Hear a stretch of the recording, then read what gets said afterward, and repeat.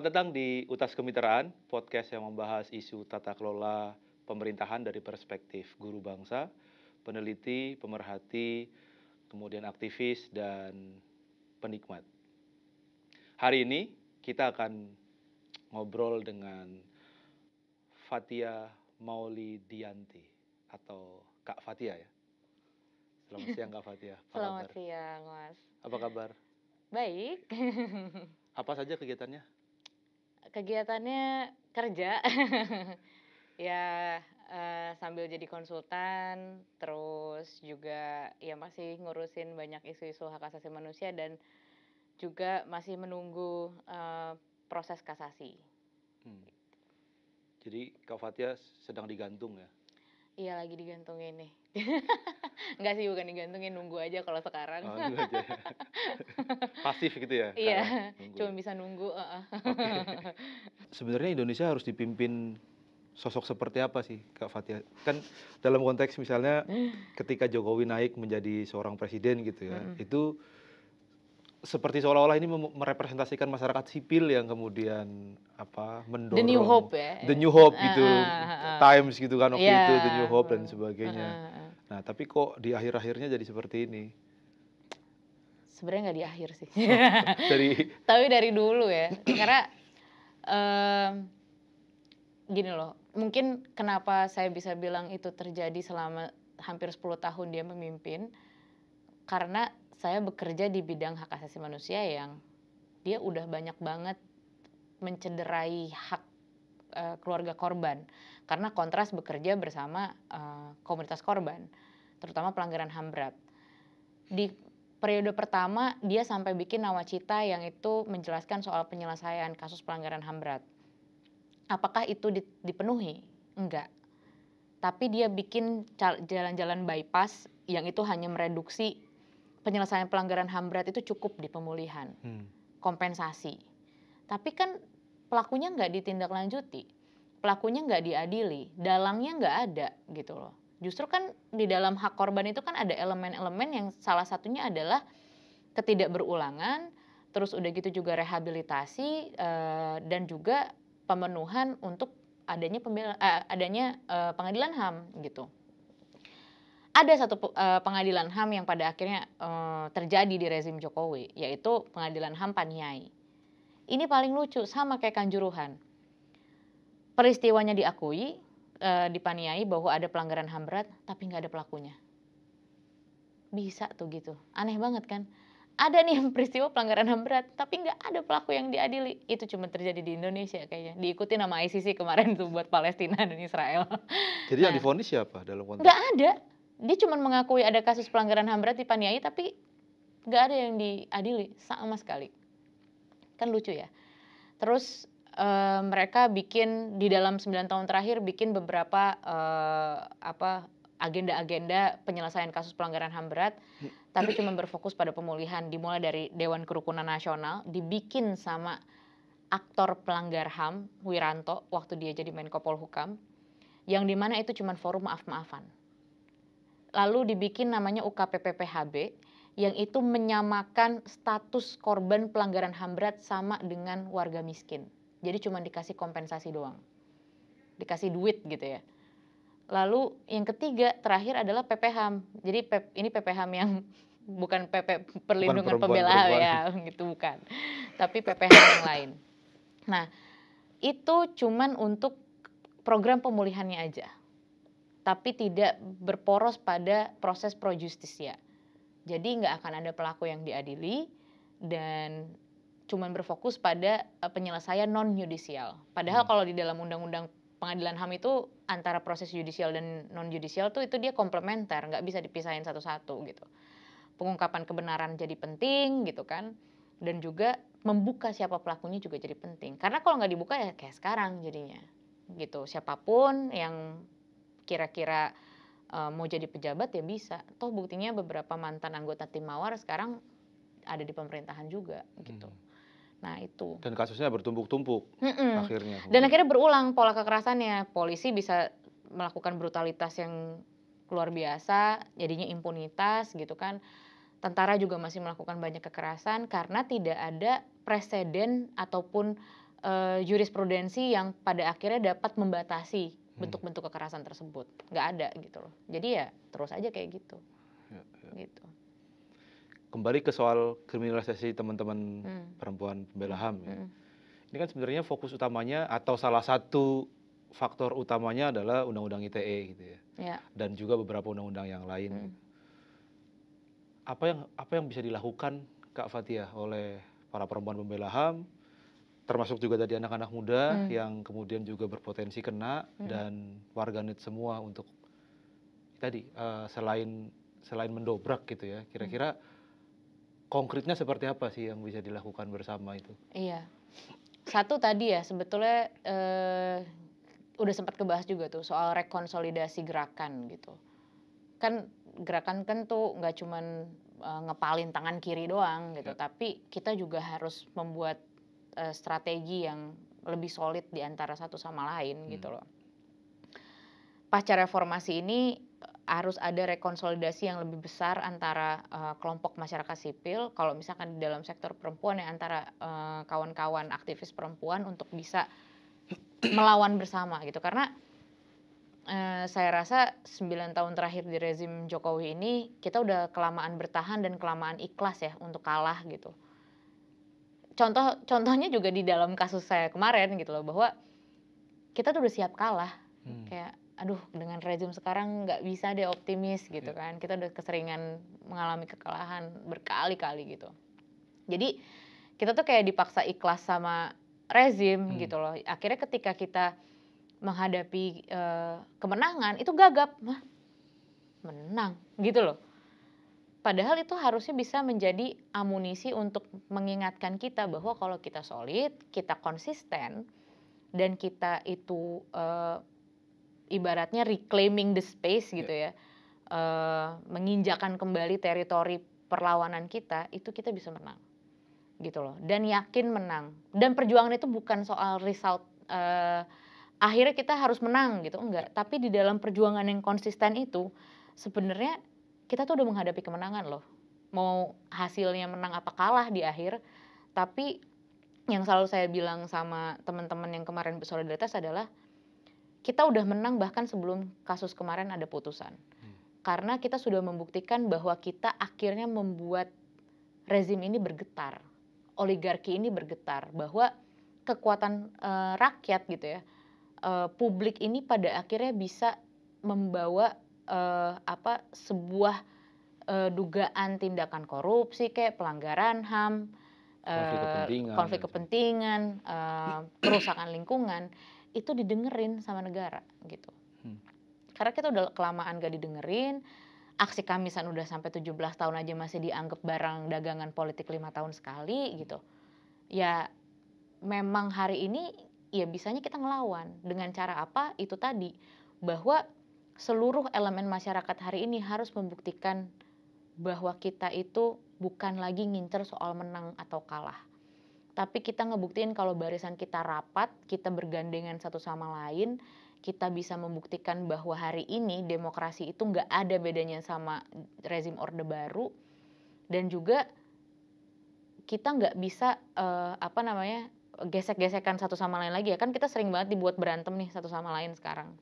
Nah, tanpa sadar itu sebetulnya yang memang diinginkan oleh negara. Dan rezim otokratik ini sebetulnya yang takut sama suara kita. Jadi kalau misalkan negara takut, ya kenapa kita yang harus takut gitu. Itu yang mungkin harus ditanamkan pertama kali, dan juga menciptakan dalam tanda kutip ya satu musuh bersama yang bisa kita tunjuk gitu untuk membenahi semua dosa-dosa kolektif yang dilakukan oleh negara ini gitu. Karena korbannya semakin banyak, politik praktisnya tetap berlanjut ya kan, pemilu tetap ada dengan segala macam keriuhan yang ada gitu hari ini. Dan ya nggak tahu itu pesta demokrasi tuh buat siapa, pesta demokrasi buat rakyat kah atau pesta demokrasi yang membuat kelompok elit gitu loh. Jadi emang satu-satunya cara adalah kita harus lebih menumbuhkan lagi gerakan sosial itu, terutama ke anak-anak muda ya. Kita harus menularkan keberanian itu ke anak-anak muda, karena ya mau bagaimanapun anak-anak muda yang akan harus bisa menjadi motor pergerakan ke depan gitu loh. Dan Nggak mungkin kan gerakan sosial atau gerakan hak asasi manusia itu ya isinya tokohnya itu aja gitu loh. Sama aja dong kita kayak negara diktator kalau misalkan kita nggak ada regenerasi gitu. 4L ya. Jadi harus ada pergantian pemain, harus ada terbuka dengan figur-figur baru. Orang-orang di daerah harus dirangkul dan mereka juga harus punya pemimpin-pemimpin lokal yang itu mereka bisa menjadi figur gitu, bahwa semua api pergerakan itu ada loh ternyata di seluruh Indonesia, dan itu harus bisa terkoneksi satu sama lain. Karena sekarang kayaknya lebih banyak sporadik ya. Tapi gerakan-gerakan organik tersebut itu harus bisa lebih menyatu gitu sekarang. Dan punya simpul yang kuat. Karena kayaknya itu udah lama nggak terjalin deh di dalam beberapa tahun ini. Dan itu kalau misalkan bisa terjadi, kita bakal bisa solid banget dalam melakukan perlawanan di rezim yang cukup brutal hari ini.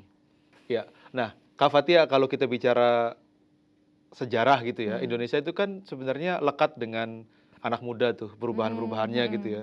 Dari Sumpah Pemuda, terus kemudian 98. Republik ini berdiri bahkan, kemudian Revolusi 65, Iya. terus kemudian 98, reformasi dan sebagainya. Bahkan di awal reformasi itu tidak mendudukan civil society itu sebagai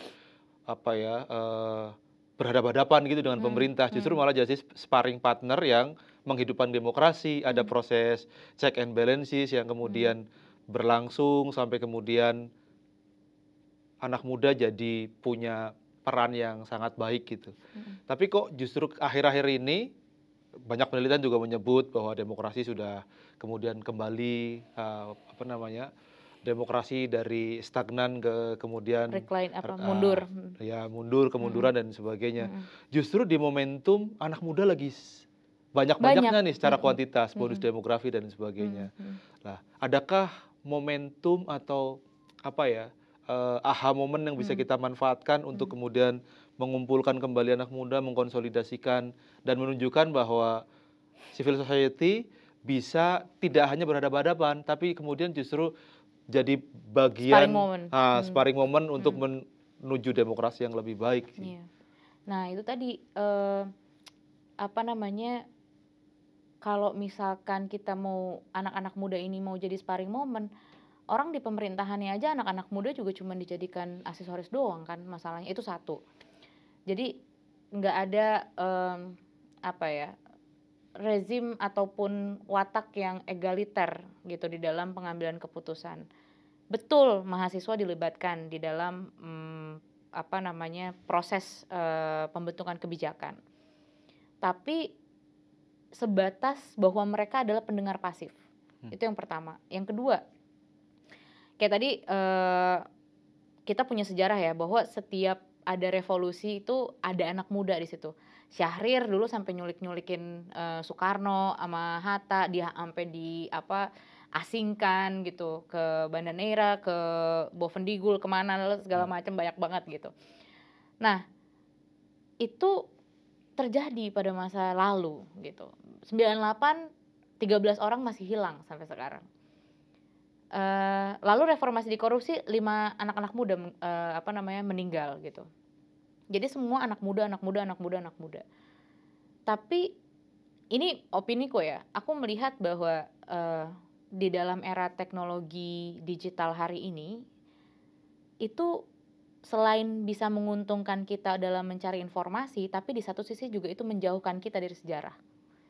Contoh misalkan, posisi anak muda hari ini tidak dianggap penting, kayak tadi yang aku bilang, mereka tidak pernah menjadi subjek, tapi mereka menjadi objek. Buka TikTok hari ini, isinya kampanye-kampanye yang isinya cuma joget-joget doang, pakai AI lucu, gemes. Saya nggak mau nyebut gemoy, tapi gemes. Terus cuman lucu-lucuan doang gitu, kayaknya kampanye itu lucu-lucuan doang. Tapi kita nggak dihadirkan gagasan politik apa sih yang sebenarnya dimiliki sama calon pemimpin-pemimpin negara ini gitu. Jadi anak muda tuh seakan-akan cuman dikasih barang jadi doang. Ini ya yang kalian punya, silakan dipilih. Tapi kita nggak bisa memberikan masukan soal itu. Kita nggak bisa memberikan rekomendasi lah. gue maunya calonnya si ini dong. Nggak bisa tuh kayak gitu loh. Tapi itu tiba-tiba ada, siapa yang punya duit, siapa yang punya privilege, itulah yang maju gitu kan. Bayangin, apakah anak-anak di Papua, anak-anak muda di Papua yang selama ini bener-bener berjuang di lapangan untuk bisa ngebelain warga sipil, bisa nggak mereka jadi caleg? Nggak bisa gitu.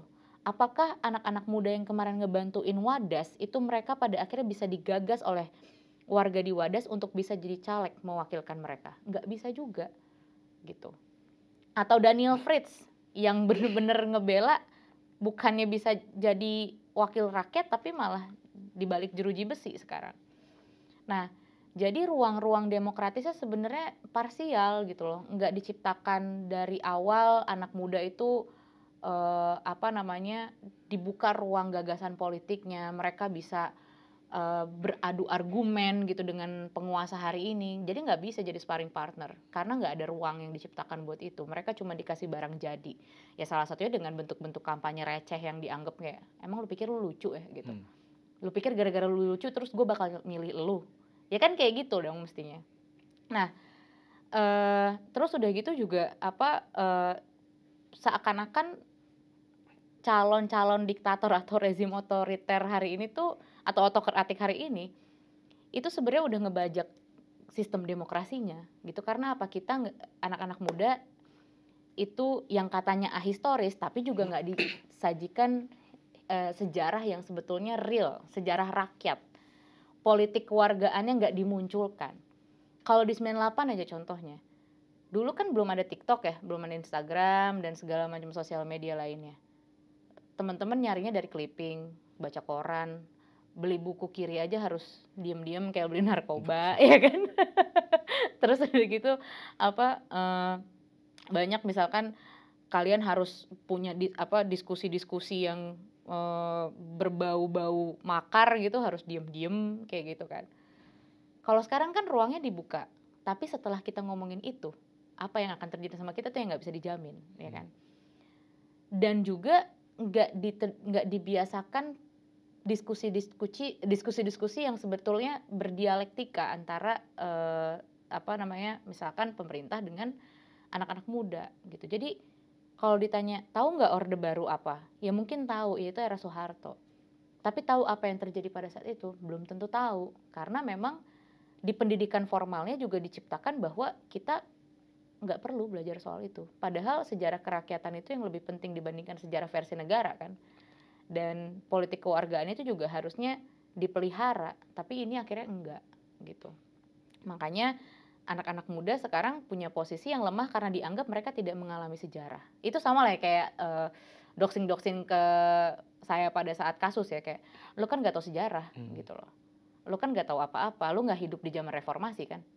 Ya iya emang masih kecil waktu itu, tapi kan bukan berarti bahwa kalau kita pengen tahu sejarah kita harus hidup di masa sejarah itu kan.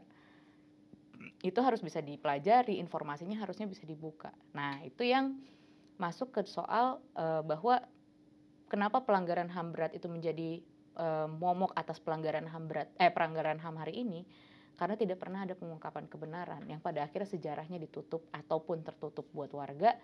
Jadi konsolidasi anak muda ini juga pada akhirnya tidak menyatu gitu ya. Simpul-simpulnya nggak banyak terjalin dan sporadik karena akses untuk bisa mempelajari itu juga terbatas sebetulnya gitu. Dan ancamannya juga lebih legalism gitu dibandingkan dengan dulu. Iya.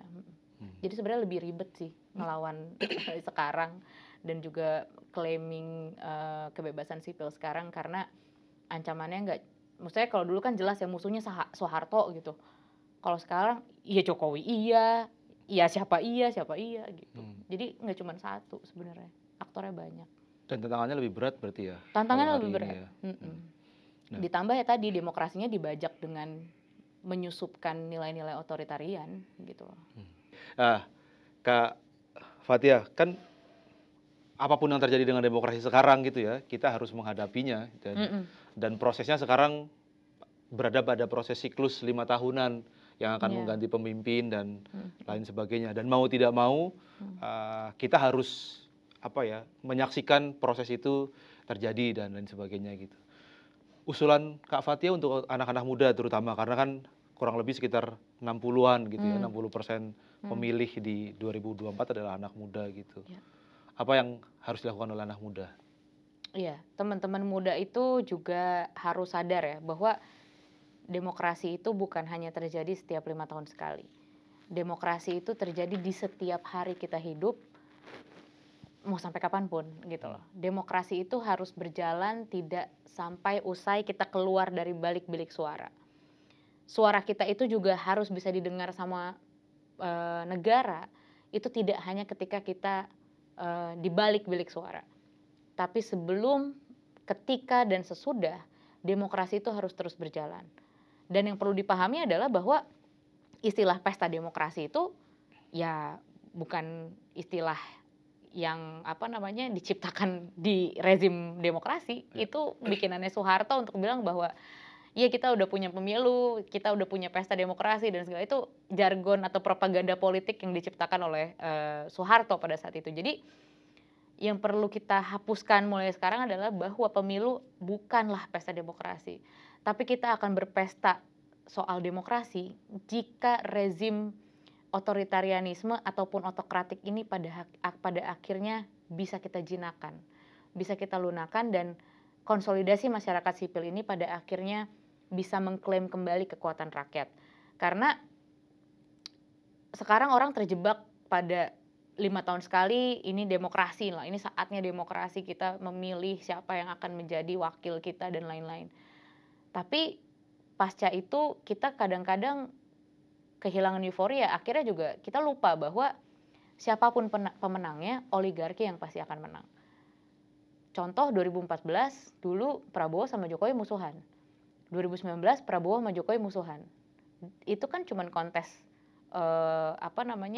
elektoral aja sebetulnya, panggung sandiwara. Tapi yang kita pilih itu nggak cuman paslon, yang kita pilih adalah orang-orang yang berada bersama paslon, yang dimana pada akhirnya mereka bisa bersatu. Dan itu terbukti bahwa yang tadinya musuh bebuyutan bisa jadi teman, yang tadinya teman bisa jadi lawan. Dulu Mahfud juga adalah ketua tim pemenangan Prabowo, yang sekarang jadi rivalnya dia. Jadi politik itu tidak hanya bisa dinilai lewat politik praktis, partai politik, jadi caleg, nyoblos, selesai. Tapi politik itu adalah bagaimana kita juga bisa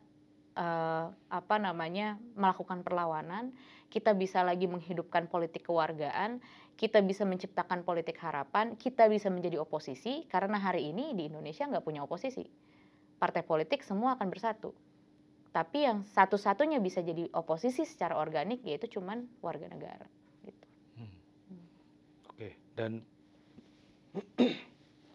PR-nya soal HAM, soal demokrasi itu masih banyak.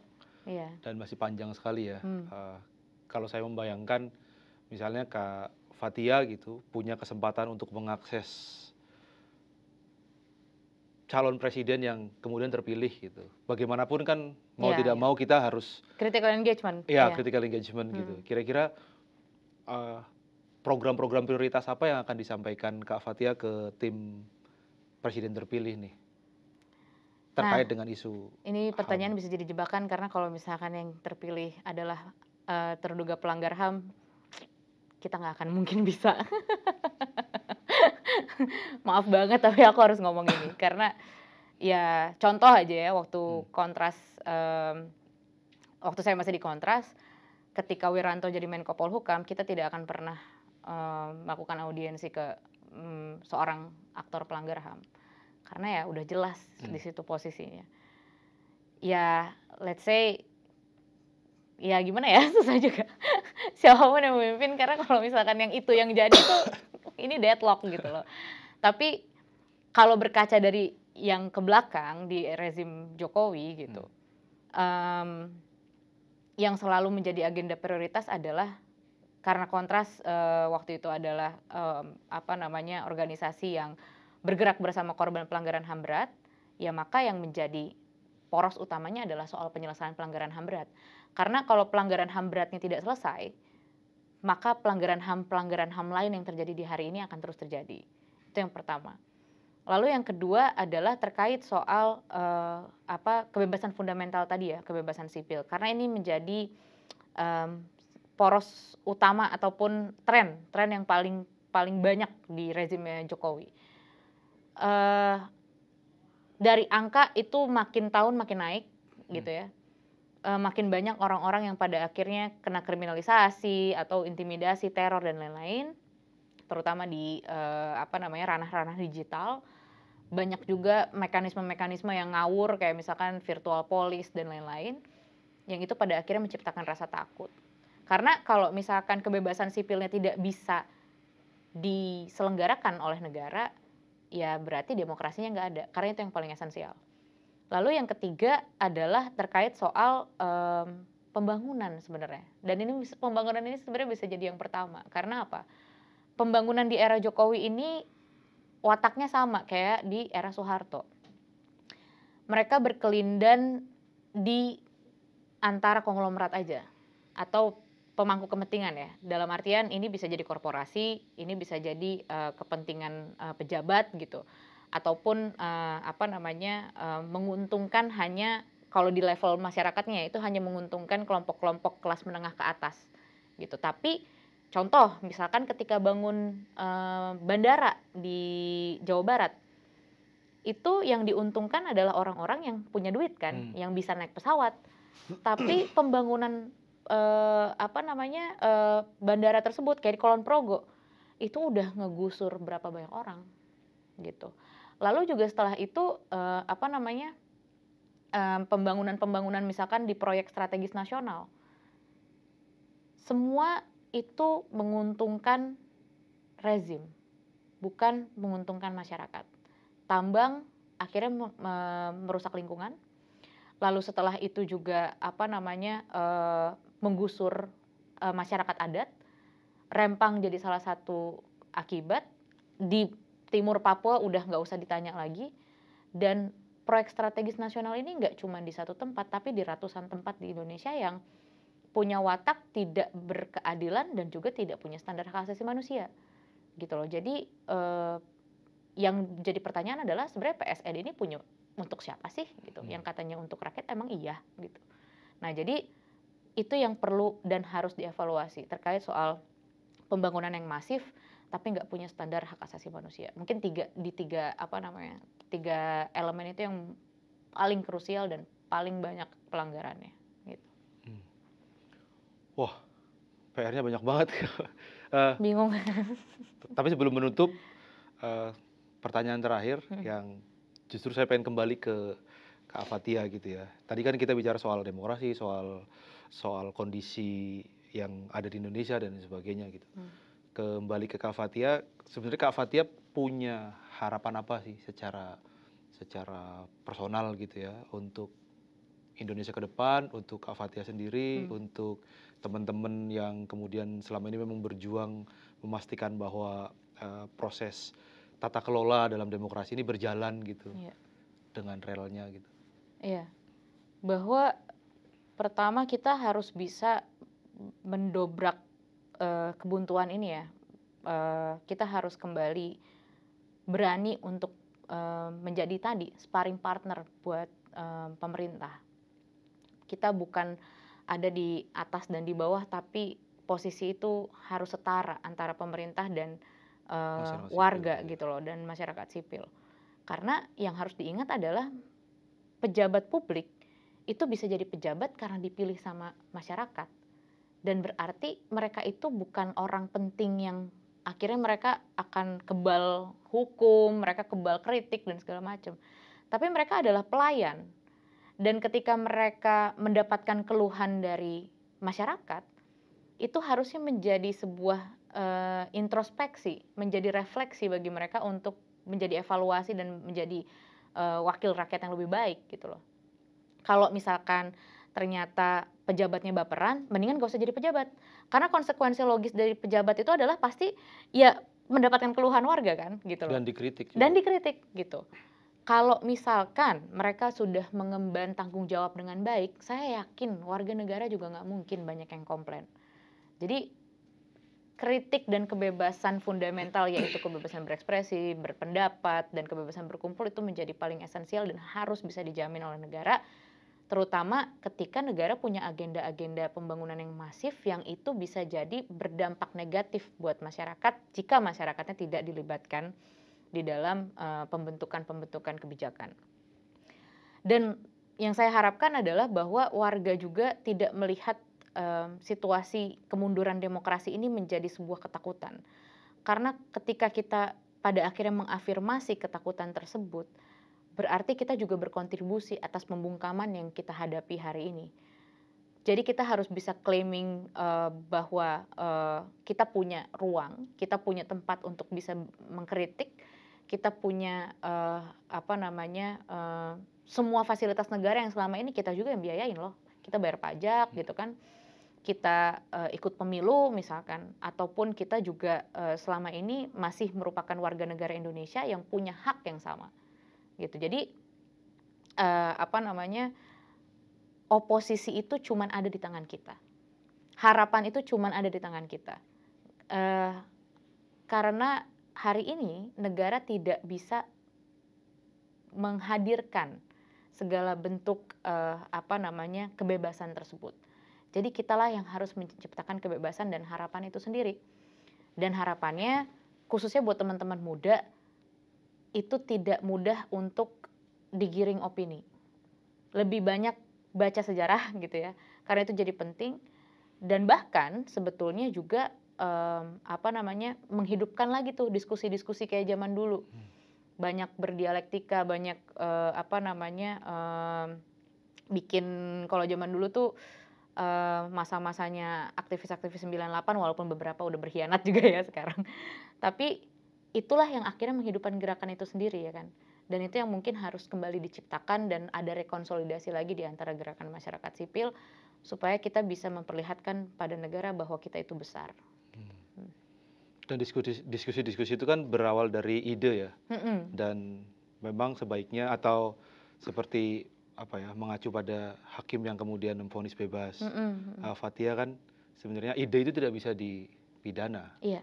Berarti kebebasan berpikir itu absolut. Kebebasan berpikir itu adalah absolut, which is salah satunya adalah ide gitu ya. Nah, ini pertanyaan tambahan gitu. Tadi udah penutup sekarang tambahan. Sorry. Ada nggak kira-kira dalam 5 atau 10 tahun ke depan Kak Fathia akan menjadi bagian dari pemerintah dan kemudian mengubah kebijakan dari dalam, karena kan udah tahu pasti nih apa yang harus dilakukan untuk memastikan perlindungan terhadap pembela HAM perempuan misalnya dan sebagainya. Pertanyaan jebakan lainnya. Kenapa jebakan? Enggak sih Mas. Enggak ya? Aku tidak, maksudnya gini, untuk kita menciptakan perubahan itu kan nggak melulu harus dari dalam sistem tuh.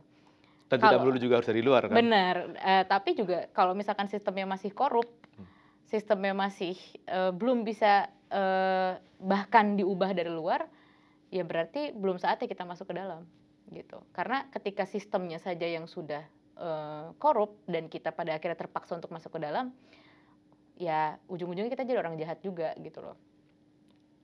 Salah satu quote-nya Mahfud MD ini bagus, bahwa sebaik-baiknya malaikat kalau udah masuk ke dalam pemerintahan udah pasti jadi iblis. Dia bilang gitu kan dalam tweetnya.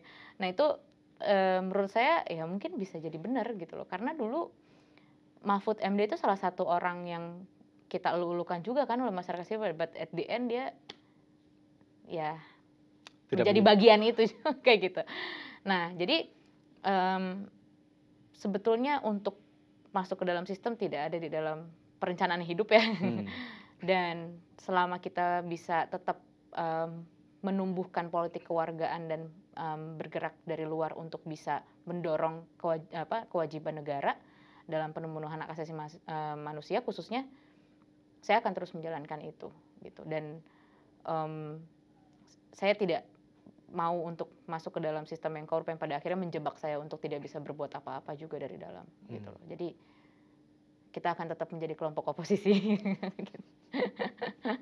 Tiba-tiba udah dijadiin terdakwa, dari saksi ke tersangkanya juga didemin cukup lama, dan semuanya tuh tiba-tiba gitu jeder gitu. Negara ini rapih gitu, nyerangnya, yaitu dengan membentuk undang-undang yang pada akhirnya bisa melegitimasi kekerasan tersebut dan akhirnya melegitimasi segala macam bentuk teror dan intimidasi terhadap orang-orang yang bekerja di sektor hak asasi manusia ataupun lingkungan dan anti korupsi. Seakan-akan kalau perempuan muda itu nggak capable untuk bisa mengeritik pejabat ataupun orang yang lebih tua. Loh, emang kalau orang yang lebih tua sama orang yang lebih muda nggak boleh dikritik? Sejak kapan kita sefeodal itu? Perempuan kan dianggap lemah ya, padahal yang dilupakan adalah perempuan itu akan lebih kuat ketika mereka lemah gitu loh. Dan akan lebih galak. Coba sekarang lihat wadon wadas, petani kendeng, terus udah gitu juga di beberapa konflik agraria lainnya, itu semua dimotori dan digagas oleh perempuan. Kalau muda mengkritik, udah diem aja, digituin kan. Tapi kalau pemilu, anak muda, ayo dong coblos gitu ya kan. Reformasi di korupsi. Kita nggak boleh lupa ada 5 teman-teman muda mahasiswa meninggal sampai sekarang, nggak ada keadilan buat mereka.